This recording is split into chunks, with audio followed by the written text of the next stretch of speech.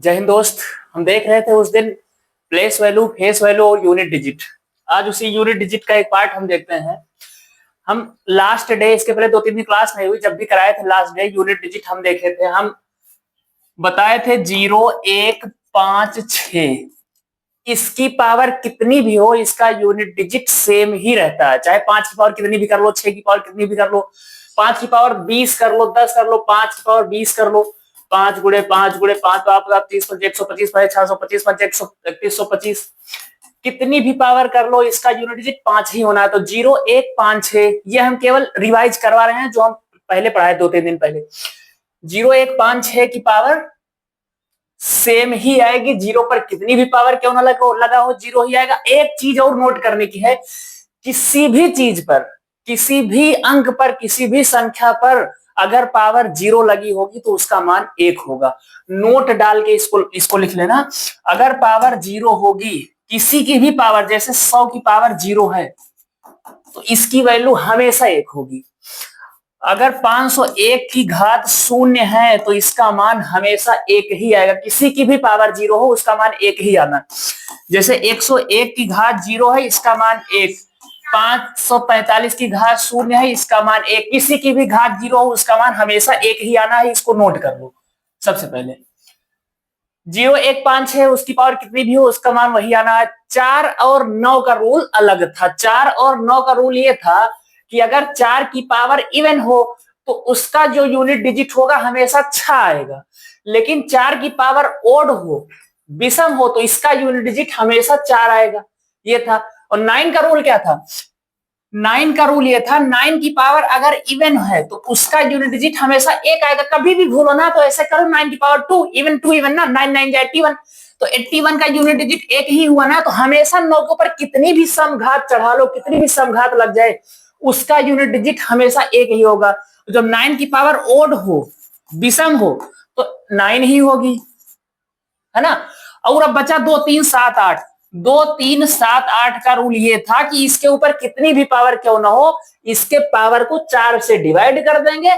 4 से डिवाइड करने के बाद जितना भी शेष बचेगा उसको इसकी घात बना लेते हैं। यही इतना था। जब 4 से डिवाइड कर देंगे तो शेष हमेशा 4 से कम ही बचना है। भाई किसी भी चीज, जैसे मान लो सपोज 9 को हम 4 से डिवाइड कर रहे हैं तो 4 दूनी 8, शेष कितना बचा? 1। मतलब 4 से डिवाइड करेंगे किसी भी चीज को, शेष या तो 1 बचेगा, या फिर 2 बचेगा, या फिर 3 बचेगा, या फिर 0 बचेगा, लेकिन कभी भी 4 से ज्यादा शेष नहीं बचेगा। तो इसकी पावर मतलब 1, 2, 3, 0, अगर 4 से पूरी तरह डिवाइड हो जाए, 0 आ जाए, तो पावर 4 ही ले लेते हैं। ये इतना कल हम बताए, जितना अभी हम समझाए, हम इतना आज के पहले पढ़ा चुके हैं। अब हम आज अच्छे अच्छे सवालों पर चलेंगे, यूनिट डिजिट के, जो पेपर में आए हुए सवाल है। मतलब एक हार्ड क्वेश्चन है जो जैसे एग्जाम में पूछे जाते हैं, जैसे एसआई के लिए हम तैयारी कर रहे हैं, उसको देखते हैं उन सवालों को। इतना हम देख लेना सब कुछ पूरा। देखो एक सवाल ये है, इसे देखते हैं। 1054 की घात 1063। एक तो इसका सीधा सा फंडा है कि हमें सिर्फ यूनिट डिजिट देखना, हमें इकाई का अंक देखना है। अगर हमें यूनिट डिजिट इकाई का अंक देखना है तो सिर्फ इकाई अंक से ही मतलब रखना है, सिर्फ 4 से ही मतलब रखो ना, 4। अब 4 के ऊपर ये देखो कि 1063 है, जो ये सम है या विषम है? 1063 सम है या विषम है? 1063 विषम है, क्योंकि लास्ट में विषम संख्या आ रही है। तो अगर 4 की पावर कोई भी ओड हो तो हम क्या बताए थे? हमेशा 4 ही आना। तो इसका यूनिट डिजिट क्या आएगा? 4 ही आएगा, हमेशा 4 आएगा। और अगर ये नियम ना फॉलो हो रहा हो, ये भूल जा रहे हो बार बार कि 4 की पावर ओड कर ले या इवन कर लो तो 4 आएगा, 6 आएगा। 9 में भी ऐसा हो रहा है कि 9 की पावर इवन कर ले या ओड कर ले तो 9 आएगा या 1 आएगा। इसके लिए कुछ नहीं, जो 4 से डिवाइड करने वाला रूल है ना, जो 2, 3, 7, 8 पर लगता है, वही इसमें भी लगता है। इसको 4 से डिवाइड कर लिया करो। अगर कभी भी 4, 9 का रूल भूल जाओ कि इवन या ओड करने, वैसे भूलो ना, क्योंकि उस पर सवाल बनते हैं। हम 4 और 9 का रूल अलग से क्यों बताए? क्योंकि 4 और 9 पर इवन पावर रहे तो अलग, ओड पावर रहे तो अलग। हमेशा 2, 3, 7, 8 की साइक्लिसिटी 4 पर बनती है, जबकि 4 और 9 की साइक्लिसिटी जो बनती है वो 2 पर ही बन जाती है। तो 2, 2, 2, तो वो जो 4 वाला रूल है ना, 4 से डिवाइड करने वाला, जो 2, 3, 7, 8 पर लगता है, वही रूल 4 वाले पर भी लग जाता है। देखो इसको 4 से डिवाइड करते हैं।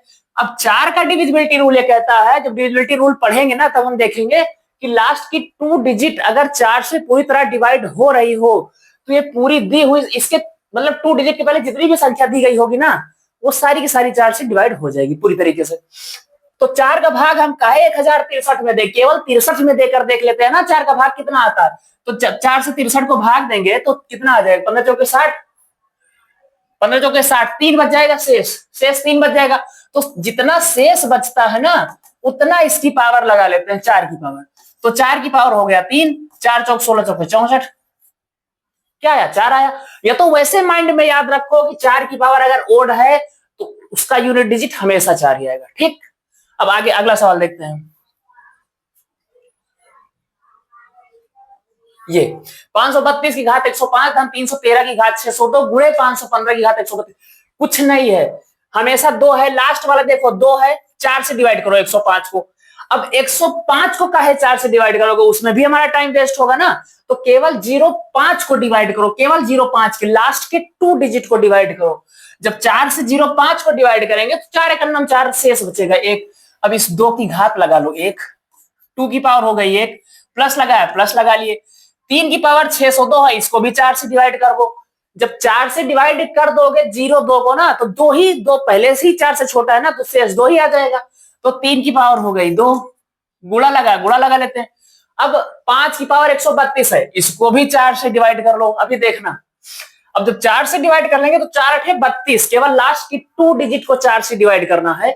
4 8 32, शेष आ गया हमारा, रिमाइंडर बचा 0। जब रिमाइंडर 0 बच जाता है तो क्या करते हैं, उसकी पावर 4 ही लगा लेते हैं। तो यहां पर 5 की पावर 4 ही कर लिए। अब इसको सॉल्व कर लो, अब आसानी हो गई सॉल्व करने में। 2 1 जा 2, 3 3 जा 9 इंटू 5 पर 25 पंजे 125 पंजे 625, 625 का भी केवल 5 ले लो।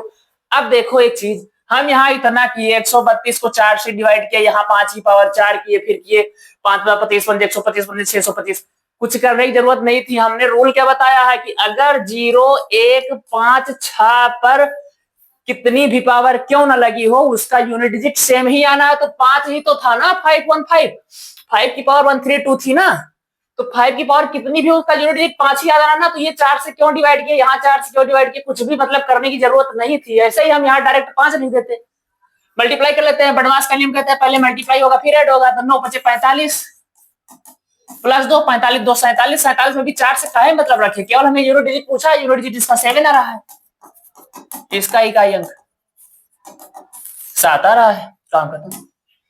अगला सवाल, अब देखो ये कितना आसान सवाल है। एक तो 106 लिखा है, 6 की घात 312 है। अब 6 पर कोई भी पावर क्यों ना हो उसकी यूनिट डिजिट हमेशा 6 ही रहना है। हालांकि अगर 4 से डिवाइड करके, ये जो 4 वाला रूल है ना, जो 4 से डिवाइड करके देखते हैं, ये 4 वाला रूल सब पर फॉलो होता है। 0 1 2 3 4 5 6 7 8 9 सभी पर फॉलो होता है। अब 4 से इसको डिवाइड करेंगे, 4 यहीं 12 पूरी तरह से कट गया, शेष आ गया 0। जब शेष आ गया 0 तो जब 0 शेष आ जाता है तो 6 पर वही पावर चढ़ा लेते हैं, यानी कि 4 ही चढ़ा लेते हैं। तो 6 की पावर यहां हो गई 4, माइनस यहां इसको 4 से डिवाइड करेंगे तो 4 एकन्नम 4 1, 4 एकन्नम 4 4 एकन्नम 4 1, 4 चौक 16, 14 चौके 56, 2 बचा शेष, यहाँ शेष 2 बचा। 3 की पावर ले लेंगे 2, 6 36 छक्का 216 छक्के कुछ भी आए 6 की पावर 6 ही आना है। बात इतने से रखो यार, जब 6 पर कितनी पावर लगाए तो 6 ही आना है। माइनस 3 3 का 9, अब 6 में से 9 जाएंगे कितना बचेगा। अब इसके लिए हम तरीका बताए थे कि 6 के इधर और भी तो संख्याएं आई रही होंगी ना भाई। 6 की पावर 4 है तो बहुत सारी संख्या आई रही होंगी, लेकिन हमें उससे नहीं मतलब, हमें केवल लास्ट डिजिट से मतलब है। यहाँ अभी हम यूनिट डिजिट देख रहे हैं, अभी जब 10 डिजिट देखेंगे, दहाई का अंक देखेंगे, तब फिर इसके इधर वाली संख्या से मतलब रखेंगे ना। अभी तो केवल इकाई के अंक से मतलब रखना है, तो इकाई अंक से मतलब रख रहे हैं। 6 से 9 नहीं घटेगा, इधर से एक हासिल ले लेते हैं, उठा लेते हैं, यहाँ हो जाएगा 16, 16 से 9 गए 7, आंसर आ गया 7 इसका। समझ में आ रहा है ना। अब यूनिट डिजिट के अच्छे सवाल पर चलते हैं, बढ़िया लेवल के सवाल पर चलते हैं। हमें लगता है यूनिट डिजिट पूरी तरीके से समझ में आ गया है, शायद मेरे ख्याल से आ ही गया होगा। बहुत सवाल कराया, प्रीवियस ईयर देखेंगे यूनिट डिजिट का। ये एक सवाल करो, देखो लास्ट डे हम करवाए थे 6 की पावर 32 की पावर 32, पेपर का पूछा हुआ सवाल है 1006 की घात 32 की घात 32 की घात 32, सीजीएल 2017। ये लो एग्जाम भी बता दिए कहां का पूछा हुआ सवाल है। अब इसको देखकर क्या हुआ था, सब डर गए कि इतनी पावर 32 की पावर 32 की पावर 32 कैसे सॉल्व होगा। लेकिन देखो यहां पर इकाई अंक क्या है, 6 है। जब इकाई अंक 6 है तो 6 पर कितनी भी पावर क्यों ना हो उसका यूनिट डिजिट 6 ही आना है, बस खत्म। 30 सेकंड का सवाल भी नहीं था, 10 सेकंड का। केवल याद हो, माइंड में कॉन्सेप्ट हमारा क्लियर हो, थ्योरी हमारी क्लियर हो ना, तो हम बता देंगे कि 6 पर कितनी भी पावर क्यों ना हो उसका यूनिट डिजिट 6 ही आना है। इसको कैसे सॉल्व करेंगे, 19 की पावर 20 की पावर 21 को। अगर अभी ये ऐसे लिखा होता 19 की पावर 20 की पावर, जैसे देखो एक छोटा सा नॉर्मल सा एग्जांपल देते हैं, थोड़ा सा इस सवाल को लिख देते हैं, 19 की पावर 20 की पावर 21। अगर अभी ऐसे लिखा हो कि 2 की घात 3, तो इसका मतलब ये हुआ कि 2 की पावर 3, पहले हम बताए थे लास्ट वाले से सॉल्व करते हुए, तो लास्ट में क्या है, 2 की पहले 2 की पावर 2 को नहीं सॉल्व करेंगे, पहले 2 की पावर 3 को हम सॉल्व करेंगे। तो पहले 2 की पावर 3 को सॉल्व करेंगे, तो 2 की पावर 3, 2 दूनी 4 दूनी 8, ये हो जाएगा 2 की पावर 8 बन जाएगा। और अगर अभी इसी पर ऐसे हम कर दें इस सवाल को, 2 की पावर 2 की पावर 3, 2 की पावर 2 की पावर 3, ऐसे कर दें इसे, 2 की पावर 2 की पावर 3। अब इसका मतलब है इस सवाल का कि 2 तिहाई 6, अब इसका मतलब हो जाएगा 2 की घात 6। समझ गए ना, बहुत छोटी चीज है, बहुत बेसिक चीज है, लेकिन ये बहुत बड़ी चीज है। अगर बहुत छोटी चीज ही हमें ना आ रही हो एग्जाम में बैठे हमें यही ना पता हो कि 2 की घात 3 करना है या 3 दूनी 6 करना है, तो हमारे लिए तो यही बहुत बड़ी चीज बन जाएगी। हम एकदम बेसिक से चल रहे हैं और देखना इतने लेवल तक का क्वेश्चन करवा देंगे ना कि एसआई में उससे बाहर जाना ही नहीं है कोई भी सवाल मैथ का। यहां पर 2 की घात अगर ऐसे ये ब्रैकेट में बंद हो तो इसका पावर का मल्टीप्लाई कर देते हैं, 2 की 2 तिहाई 6, 2 की घात 6 हो जाएगा। लेकिन अगर ब्रैकेट ना हो 2 की पावर 2 की पावर 3 की पावर 3 आगे तक हो ना, अगर अभी ये भी 3 3 3 आगे तक हो, तो सबसे पहले हम यहां से सॉल्व करेंगे इसको, फिर इसको सॉल्व करेंगे, फिर इस पर आएंगे, सबसे लास्ट में पहुंचेंगे, लास्ट से सॉल्व करते हुए आएंगे नीचे की तरफ। तो वैसे ये सवाल है, ये 20 की पावर 21 पहले हम सॉल्व करेंगे, पहले हम 19 की पावर 20 नहीं सॉल्व करेंगे, पहले हम 20 की पावर 21 सॉल्व करेंगे। तो जब हम 20 की पावर 21 सॉल्व करेंगे ना, तो इसका मतलब हुआ कि 20 गुणे 21 नहीं है, 20 जो है 21 बार लिखा है। मतलब ये हुआ 20 गुणे 20 गुणे 20 गुणे 20 गुणे 20 गुणे 20 गुणे 20 गुणे 20 गुणे 20 गुणे 20 डॉट डॉट डॉट 21 टाइम है 20 का मल्टीप्लाई, ना कि 21। 20 20 20 इंटू 21 टाइम्स है 20 का मल्टीप्लाई ना, ये है। यानी कि 19 की पावर 20 गुणे 20 गुणे 20 गुणे 20 गुणे 20 डॉट डॉट डॉट 21 बार लिखा हुआ है 20 का मल्टीप्लाई। अब इसको 21 बार हम गुणा कराएं 20 को, तब 4 से डिवाइड करें, तब तो बहुत लंबा सवाल पड़ जाएगा। तो अभी आगे हम पढ़ेंगे शेषफल प्रमेय, रिमाइंडर थ्योरम, अभी उसका यूज यहां हम कर ले रहे हैं। वो रिमाइंडर थ्योरम कहती है कि इसको जब जैसे हमें 4 से ही डिवाइड करना है, तो अलग अलग भी हम 4 से डिवाइड कर सकते हैं, सब में शेष 0 आ रहा है। जितनी भी टाइम हम 20 को डिवाइड करें 4 से, शेष 0 ही आना है। और जब भी शेष 0 आएगा तब हम 19 की पावर क्या चढ़ा लेंगे, अगर शेष 0 आता है तो हम पावर 4 लगा लेते हैं। तो यहां पर साफ साफ हो जाएगा 19 की पावर 4। और जब 19 की पावर सम होती है तो उत्तर क्या आता है, जब 9 की पावर सम होती है, यहां पर 19 से मतलब ना रखो यार, 9 से केवल मतलब रखो ना। जब 9 की पावर सम होती है, 9 की पावर इवन होती है ना, कभी भी भूल जाओ 9 की पावर इवन का क्या होता है, भूल गए कि 4 होता है या 9 होता है या 1 होता है ना। तो 9 की पावर 2 लगा कैसे, देखो 9 की पावर 2, 9 निम्मा 81, अगर 9 की पावर 2 2 इवन है 81 आ रहा, तो फिर 9 की पावर कितनी भी बड़ी घात क्यों ना, अगर इवन है तो उसका यूनिट डिजिट 1 ही आना है, तब उसका इकाई अंक 1 ही आना। बढ़िया सवाल था, आगे देखते हैं अगला सवाल। ये लो फैक्टोरियल बेस्ड क्वेश्चन आ गए। फैक्टोरियल समझते हो ना, फैक्टोरियल पढ़ते हैं। पहले फैक्टोरियल का मतलब समझो कि फैक्टोरियल होता क्या है। फैक्टोरियल अगर इंटर तक मैथ किए होंगे सब लोग ना, तो 11th में पढ़े होंगे, क्रमचय संचय परम्यूटेशन कॉम्बिनेशन। फैक्टोरियल होता है, फैक्टोरियल का 2 साइन, जैसे ये एक तो साइन ये होता है फैक्टोरियल 1 का, और एक साइन ये होता है फैक्टोरियल 1 का, एक के आगे ऐसे लगा देते हैं। ये भी फैक्टोरियल 1 लिखा है, ये भी फैक्टोरियल 1 लिखा है, तो चाहे ऐसे लिख सकते हो या फिर ऐसे लिख सकते हो फैक्टोरियल 1। ये फैक्टोरियल 2 है, ये फैक्टोरियल का साइन है, ये फैक्टोरियल 3 लिखा है, ये फैक्टोरियल 4 लिखा है, ये फैक्टोरियल 5 लिखा है, फैक्टोरियल 6 लिखा है। यही ये भी फैक्टोरियल 2 लिखा है, ये भी फैक्टोरियल 3 लिखा है, ये भी फैक्टोरियल 4 लिखा है, ये भी फैक्टोरियल 5 लिखा है, ये भी फैक्टोरियल 6 लिखा है। ठीक, अब इसकी वैल्यू हम देखेंगे फैक्टोरियल को सॉल्व कैसे करते हैं, फैक्टोरियल को कैसे सॉल्व करते हैं। देखो देखते हैं फैक्टोरियल को कैसे सॉल्व करते हैं। देखो देखते हैं फैक्टोरियल को सॉल्व कैसे करते हैं। फैक्टोरियल को कैसे सॉल्व करेंगे। फैक्टोरियल 1 का मान 1, ध्यान रखना फैक्टोरियल 1 का मान भी 1 होता है और फैक्टोरियल 0 का मान भी 1 होता है। बहुत बेसिक चीज है और बहुत इंपॉर्टेंट चीज है। फैक्टोरियल 0 का भी मान 1 होता है, फैक्टोरियल 1 का भी मान 1 होता है। ठीक, फैक्टोरियल 2, देखो फैक्टोरियल में क्या होता है, फैक्टोरियल 3, फैक्टोरियल 4, फैक्टोरियल 5, फैक्टोरियल 6, जितना फैक्टोरियल 2 लिखा है ना, 2 से लेकर पीछे तक 0 तक मल्टीप्लाई करते हुए हम आ जाए तो फैक्टोरियल 2 की वैल्यू हुई 2 इंटू 1। 0 तक आ जाओ, 0 की भी मल्टीप्लाई करोगे ना यहां पर, सॉरी 0 तक नहीं यार, केवल फैक्टोरियल 1 तक, 1 तक। फैक्टोरियल 2 का मतलब 2 इंटू 1। अगर फैक्टोरियल 0 होता ना तब 1 होता ना, वही था, लेकिन 0 ओनली कर देंगे तब तो वो सबको 0 कर डालेगा, लेकिन फैक्टोरियल 0 हमेशा 1 होगा।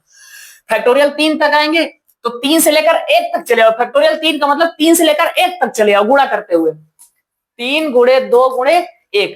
फैक्टोरियल 4 का मतलब 4 गुणे 3 गुणे 2 गुणे 1। फैक्टोरियल 5 का मतलब 5 गुणे 4 गुणे 3 गुणे 2 गुणे 1। फैक्टोरियल 6 का मतलब 6 गुणे 5 गुणे 4 गुणे 3 गुणे 2 गुणे 1। ऐसे अब अगर फैक्टोरियल 7 लिखें तो 7 गुणे 6 गुणे 5 गुणे 4 गुणे 3 गुणे 2 गुणे 1, ये होता है। फैक्टोरियल 8 लिखें तो इसी में 8 का मल्टीप्लाई कर दो, 8 गुणे 7 गुणे 6 गुणे 5 गुणे 4 गुणे 3 गुणे 2 गुणे 1, फैक्टोरियल 8 की वैल्यू हो गई। अब इसी को हम सॉल्व कर लेंगे। तो देखो हम कुछ चीज रटा देंगे फैक्टोरियल में कि फैक्टोरियल 4 के आगे हमें पढ़ना ही नहीं। क्यों, देखो देखते हैं क्यों ऐसा।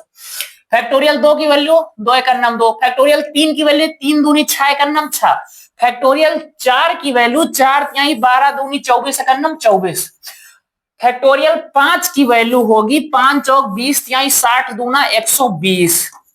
ध्यान से देखते रहना, 6 पंचे 30 चौका 120 तिहाई 360 दूनी 720, 1 दूनी 2 तिहाई 6 चौको 24 पंचे 120 छक्का 720 सत्ते 0 7 दूनी 14 हाथ है 1 7 49 50 140।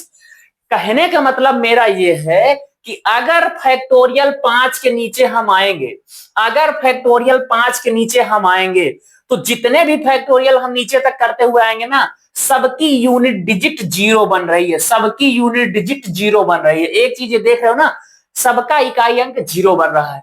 तो फैक्टोरियल 5 तक तो हमें मतलब रखना है, लेकिन फैक्टोरियल 5 से आगे जितने भी फैक्टोरियल होंगे ना, सबकी यूनिट डिजिट हमेशा 0 हो जाएगी। अगर अभी हम कहें कि फैक्टोरियल 5 उसके नीचे फिर 0 0 0 करते हुए चले तो मतलब फैक्टोरियल 5 गुणे फैक्टोरियल 6 गुणे फैक्टोरियल 7 गुणे फैक्टोरियल 8 गुणे फैक्टोरियल 9 गुणे फैक्टोरियल 10, तो सब में लास्ट में यूनिट डिजिट 0 0 0 आ रहा है। तो फैक्टोरियल 5 के बाद कितने भी फैक्टोरियल क्यों न हो, अगर वो मल्टीप्लाई में लिखे होंगे तो उनका यूनिट डिजिट हमेशा 0 होगा, उनका इकाई अंक हमेशा 0 ही आएगा। हमें केवल मतलब रखना है फैक्टोरियल 4 तक। और फैक्टोरियल का मान निकालना समझ गए ना। अगर हम कहें कि फैक्टोरियल 20 का मान क्या होगा, फैक्टोरियल 20 का मान क्या होगा, तो 20 से लेकर 1 तक गुणा करवा दो बस। 20 गुणे 19 गुणे 18 गुणे 17 गुणे 16 गुणे 15 गुणे 14 13 12 11 10 9 8 7 6 5 4 3 2 1, मतलब कहने का मतलब 20 से 1 तक मल्टीप्लाई करवा दो बस, ये फैक्टोरियल का मान होता है। फैक्टोरियल 30 का मान कहें तो 30 से लेकर 30 29 28 27 26 25 24 23 22 21 20 19 18 16 17 18 19 10 9 8 7 6 5 4 3 2 1, मतलब 30 से लेकर 1 तक का मल्टीप्लाई करवा दो, ये होता है फैक्टोरियल। फैक्टोरियल 50 की वैल्यू कहें, फैक्टोरियल 25 की वैल्यू कहें, फैक्टोरियल 10 की वैल्यू देखें तो फैक्टोरियल 10 से लेकर 1 तक मल्टीप्लाई करो तो 10 गुणे 9 गुणे 8 गुणे 7 गुणे 6 गुणे 5 गुणे 4 गुणे 3 गुणे 2 गुणे 1, इस तरह ये है फैक्टोरियल। समझ गए फैक्टोरियल क्या है। सवाल पर चलते हैं, देखो सवाल देखते हैं फैक्टोरियल का।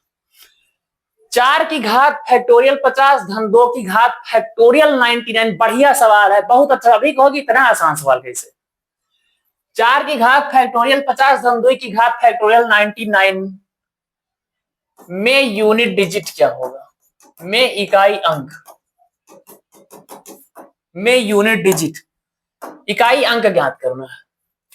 अब 4 की पावर फैक्टोरियल 50 है, ध्यान देना, 4 की पावर फैक्टोरियल 50 है। हम ये कह रहे हैं फैक्टोरियल 50 का मतलब हुआ 50 गुणे 49 गुणे 48 गुणे 47 गुणे 46 गुणे 45 गुणे 44 43, मतलब डॉट डॉट डॉट 1 तक मल्टीप्लाई करना है फैक्टोरियल 50 का। तो अगर हम फैक्टोरियल 50 की वैल्यू निकाल कर उसमें हम, भाई यही तो होता है कि 4 पर कितनी भी पावर क्यों ना लगी हो, किसी भी संख्या पर, उसको छोटा करने के लिए 4 से डिवाइड कर देते हैं। इसको हम 4 से डिवाइड कर देंगे, यहाँ इसको भी 4 से डिवाइड कर देंगे। लेकिन 4 से डिवाइड कब करेंगे? जब फैक्टोरियल 50 को सॉल्व तो कर लेना, तभी तो 4 से डिवाइड करेंगे। फैक्टोरियल 50 को सॉल्व कर लेंगे तब 4 से डिवाइड करेंगे ना।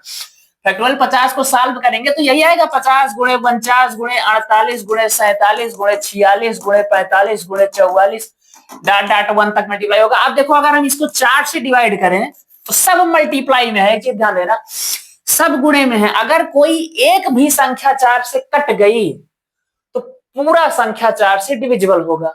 तो 4 से इसमें 48 भी कट रहा है पूरी तरह से, 12 चौक 48। अभी हम पहुंचेंगे 42 तो वो भी कट रहा है, 40 भी 4 से कट रहा है, सब तो 4 से कट ही रहा है। तो इसका मतलब कि ये 4 से पूरी तरह से डिविजिबल है, इसका मतलब ये 4 से पूरी तरह से डिविजिबल है। और जो 4 से पूरी तरह से डिविजिबल है तो 4 की पावर क्या लगा लेंगे? 4। अब मतलब अब फैक्टोरियल से डर तो नहीं लगेगा ना कि फैक्टोरियल से डर रहे हैं हम, नहीं डरना है, फैक्टोरियल से बिल्कुल भी डर नहीं लगना है।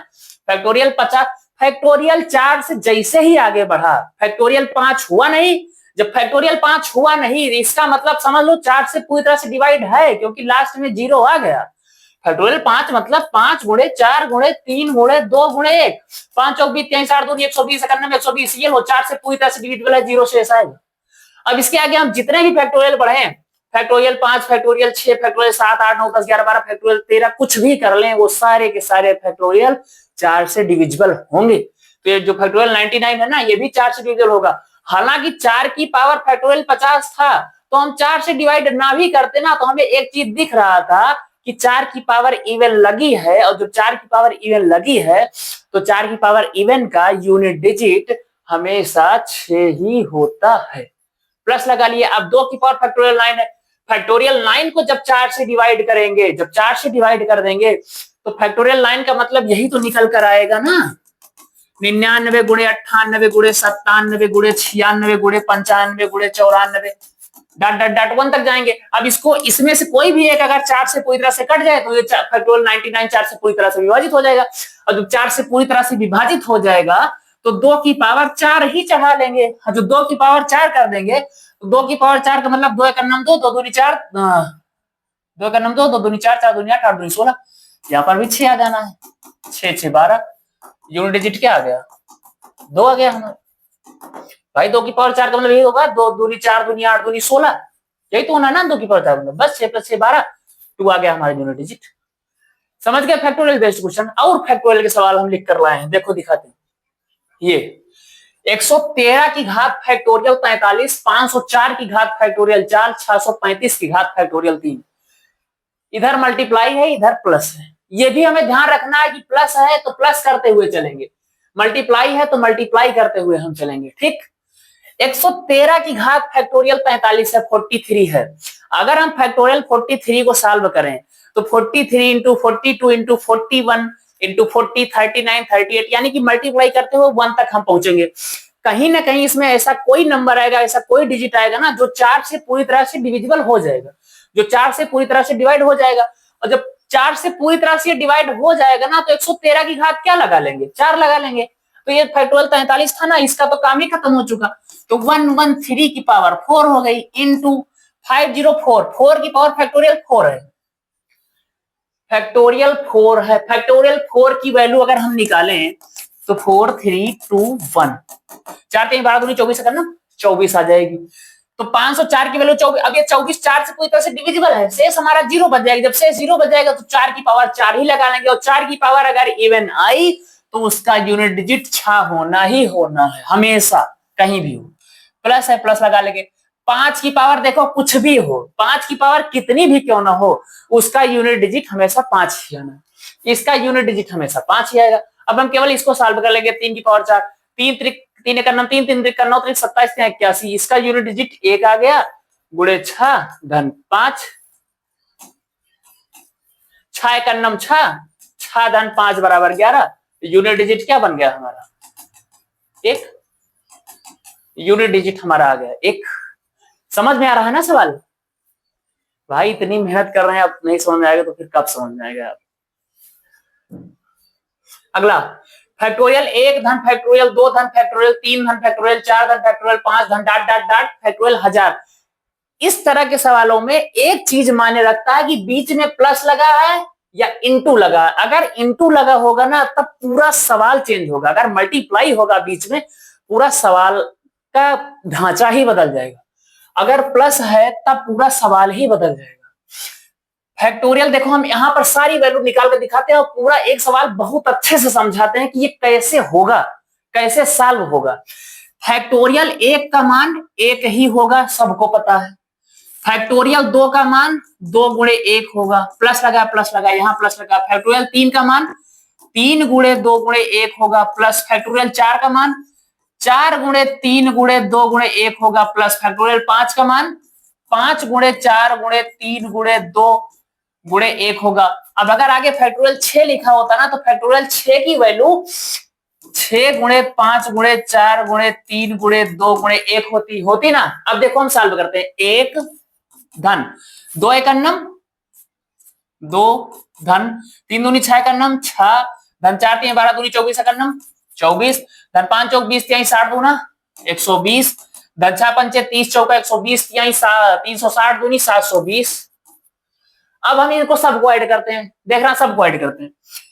1 2 3 6 9 4 13 हो गया ना, यहां तक 13 ऐड होकर हो गया। आप 13 में 0 ऐड करेंगे 3 ही आएगा भाई, 3 में 0 जोड़ो 3 आना है, फिर यहाँ 3 में 0 जोड़ो 3 आना है। अब इसके आगे फैक्टोरियल 7 की वैल्यू अगर हम निकालें उसमें भी लास्ट में 0 आ जाएगा।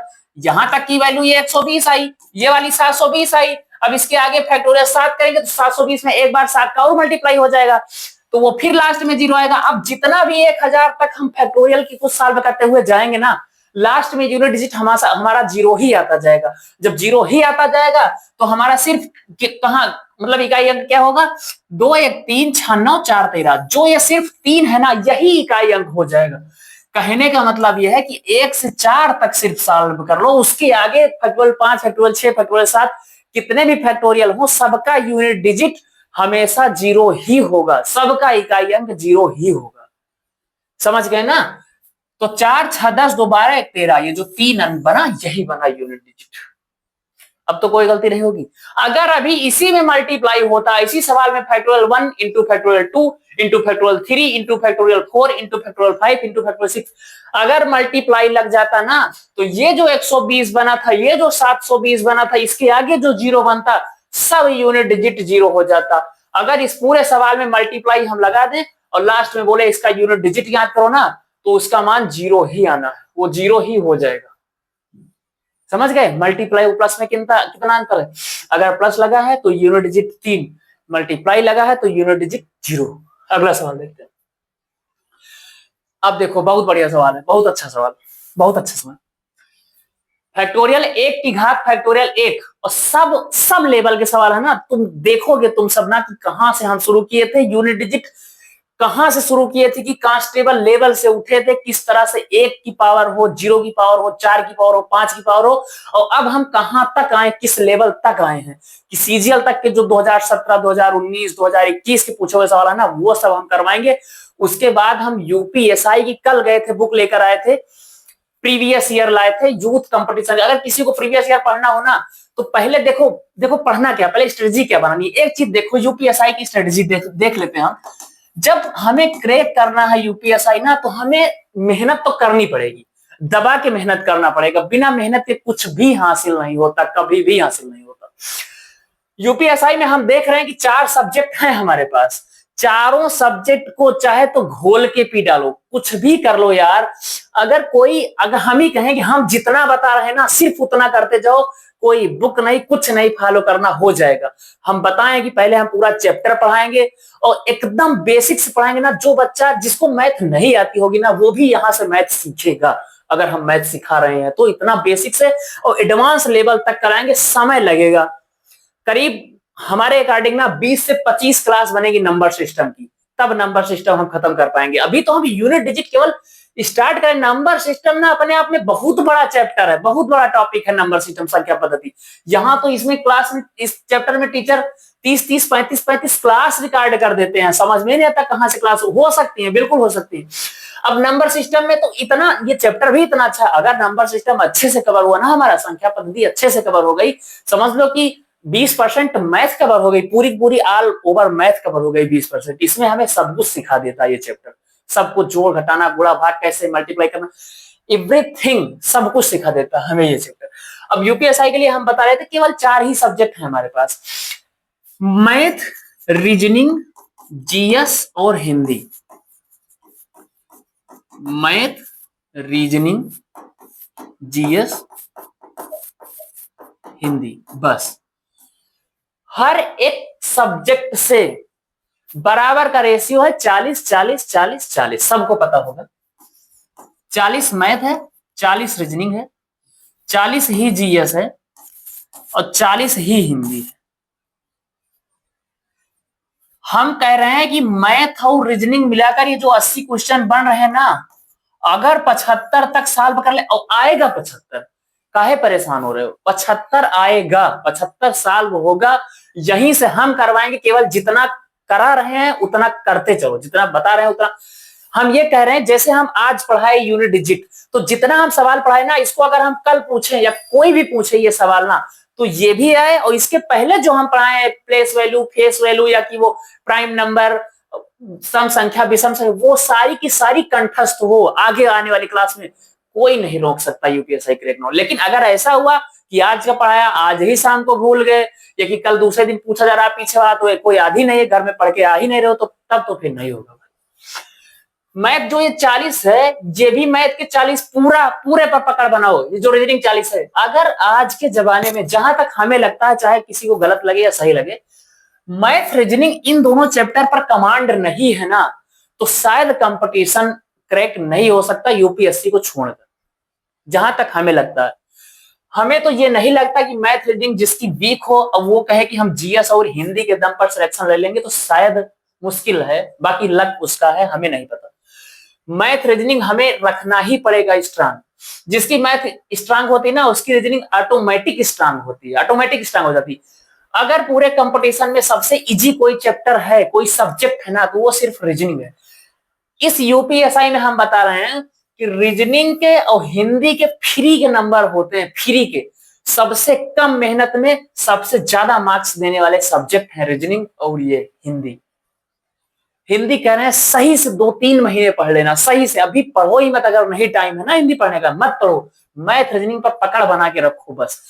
हिंदी सही से 2-3 महीने पढ़ लोगे ना, 38-39, 38-39 सब करके आएंगे, सभी 38-39 हिंदी करके आएंगे 40 में से। बहुत अच्छा सब्जेक्ट है हिंदी। अब पूरी हिंदी है यूपीएससी, पूरा हिंदी जितना भी है, मतलब लिंग, वचन, काल, कारक, रस, छंद, अलंकार, संज्ञा, सर्वनाम, क्रिया, विशेषण, संधि, समास, प्रत्यय, उपसर्ग, कुछ भी नहीं बचा है, सब हिंदी है इसमें, टोटल सारी की सारी हिंदी, हमें सब पढ़ना भी पड़ेगा।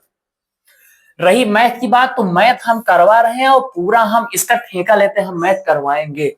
टाइम अगर रहा हमारे पास, रहा समय, तो हम चारों सब्जेक्ट जीएस को छोड़कर बाकी हम मैथ, रीजनिंग, हिंदी करवा देंगे, खुद से करवा देंगे। अब जीएस की बात करते हैं, तो जीएस में सब्जेक्ट दिखा देते हैं। जीएस बहुत बच्चे कहते हैं जीएस पे, इवन हम भी जीएस से परेशान है यार, जीएस में नंबर नहीं आते ना, उसका रीजन यही है, इतने सारे सब्जेक्ट हैं जीएस में, बच्चे परेशान हैं कि पढ़े तो पढ़े क्या, यही समझ नहीं आता कि पढ़े तो जीएस में पढ़े क्या।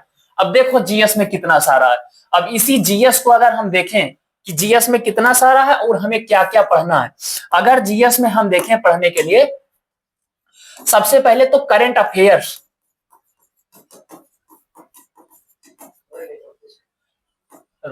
करंट अफेयर्स सबसे पहले करंट अफेयर्स है, उसके बाद इसी में हमारी जियोग्राफी है,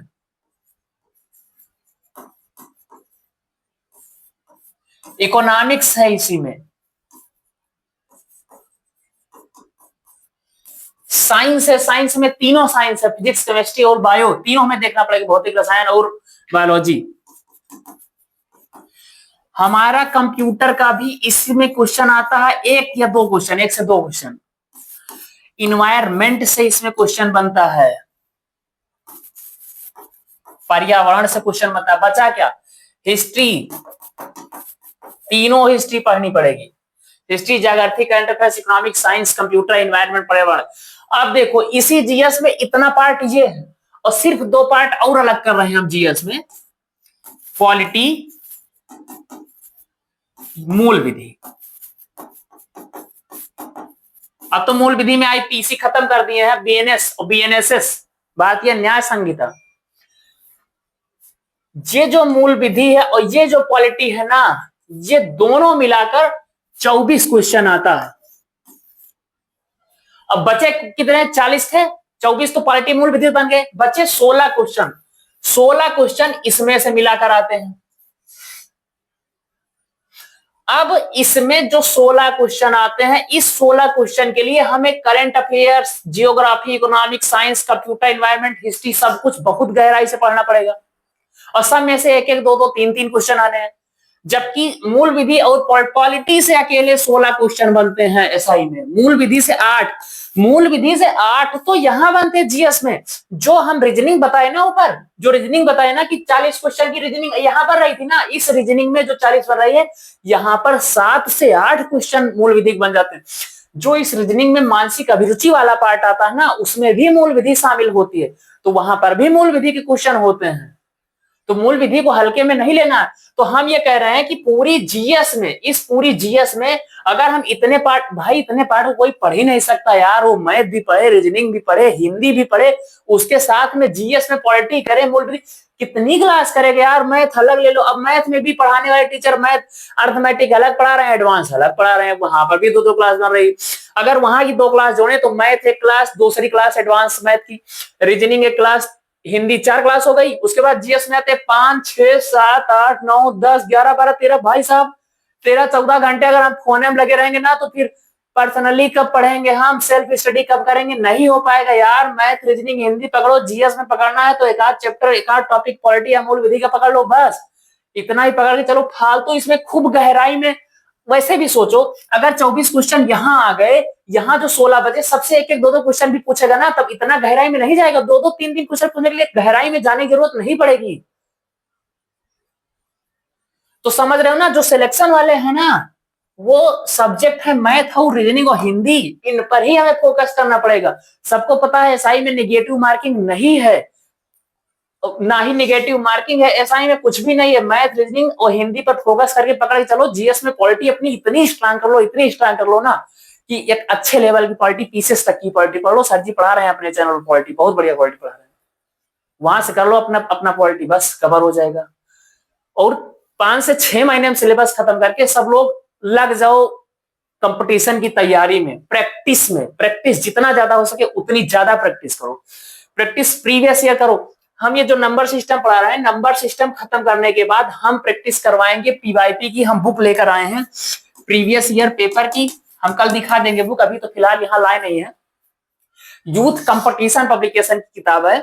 हम देखे तो पीवाईपी, हम गए मांगे दुकान पर, तो हमने कहा यूपीएसआई पीवाईपी, तो पूरा पीवाईपी जो मिक्स था ना 2021 वाला पेपर, जो शायद 53 सेट हुए हैं प्रीवियस ईयर 2021 में, शायद नवंबर से एग्जाम स्टार्ट हुआ था, दिसंबर तक, आधे दिसंबर तक चला था यूपीएसआई 2021 वाला। हाँ, तो पूरी बुक मिक्स वाली थी ना, वो तो मिल रही थी 700 की।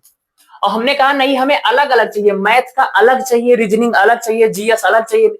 जैसे सपोज ये 1 नंबर सिस्टम हम पूरा खत्म कर लिए, अब पूरा खत्म करने के बाद हमें पढ़ना है तो हम कोई नोट्स या पीडीएफ या बुक से पूरी पढ़ भी डाले। अब हमें पीवाईपी लगाना है ना, तो जब टेक्स्ट बुक पर जाते हैं तो टेक्स्ट बुक पर हमें पूरा टेस्ट खराब पढ़ना है, नंबर सिस्टम का क्वेश्चन ढूंढने के लिए।